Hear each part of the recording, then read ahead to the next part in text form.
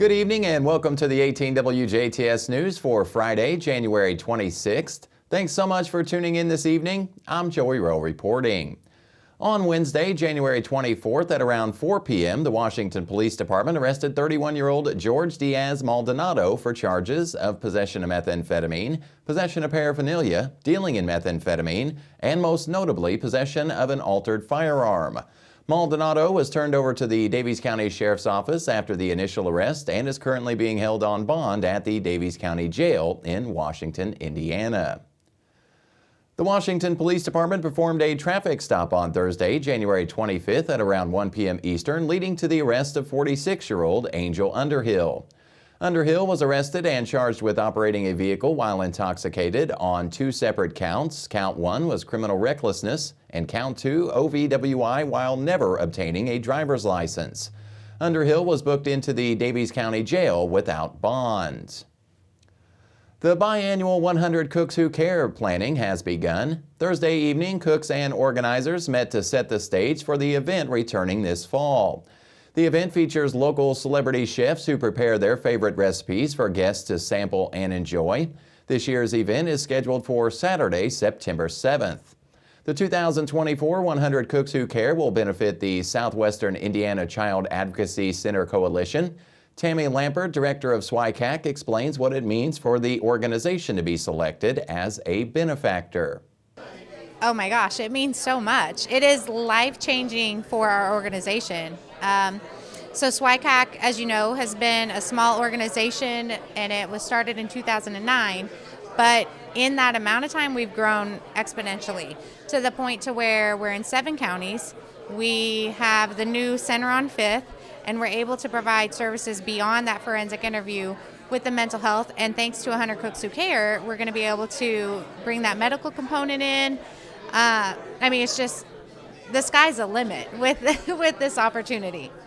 Formerly known as 100 Men Who Cook, 100 Cooks Who Care is a community fundraising effort and is sponsored by Old National Bank.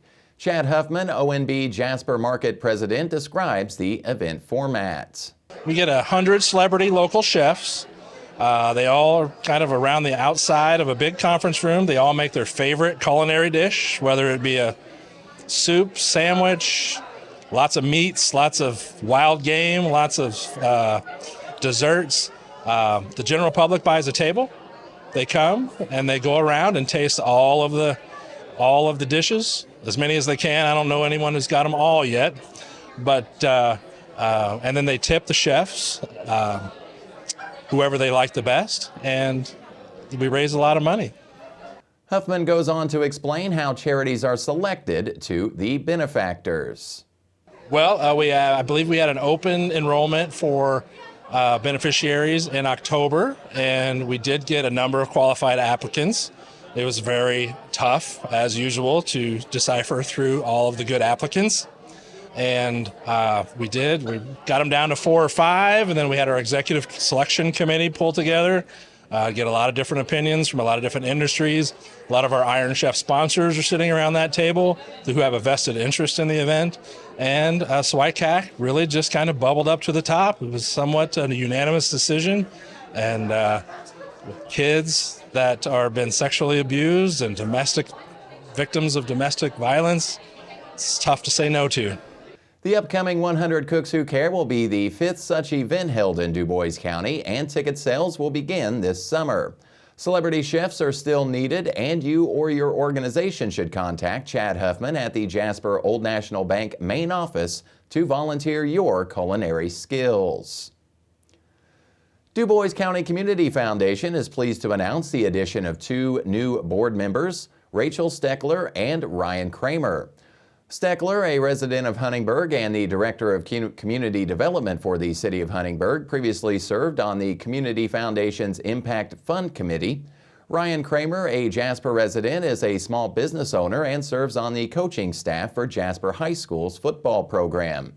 In addition to the new board members, there are several changes in leadership roles. Corey Minke has been appointed as the new president, Evan Donhauer as vice president, Jody Roston as secretary, and Ashley Blessinger will assume the role of treasurer. The board of directors consists of volunteers from across the county who serve as advocates for the Community Foundation's mission and are responsible for the governance and oversight of the organization. For a full listing of the board of directors, visit DuBois County Community Foundation's website. 18 WJTS will air Jasper Mayor Dean Vonderheid's State of the City on 2 different occasions.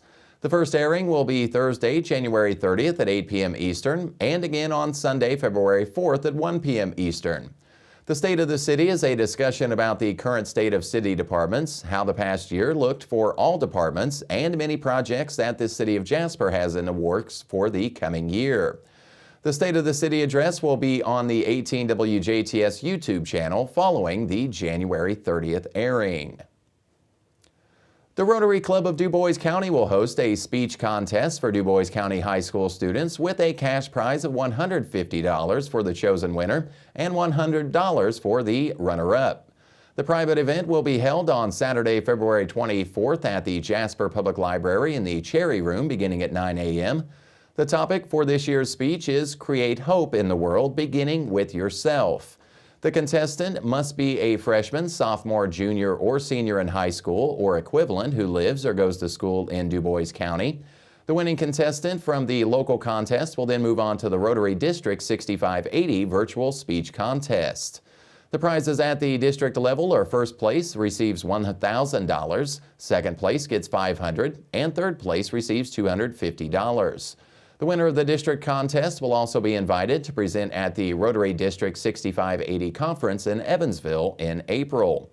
Pre-registration for the contest is required. To enter the competition or for additional information, visit the Rotary Club of DuBois County's Facebook page. The 28th Annual Gun and Knife Show is coming to Ferdinand's Community Center this weekend. The event will take place Saturday, January 27th from 9 a.m. to 4 p.m. and Sunday, January 28th from 9 a.m. to 3 p.m.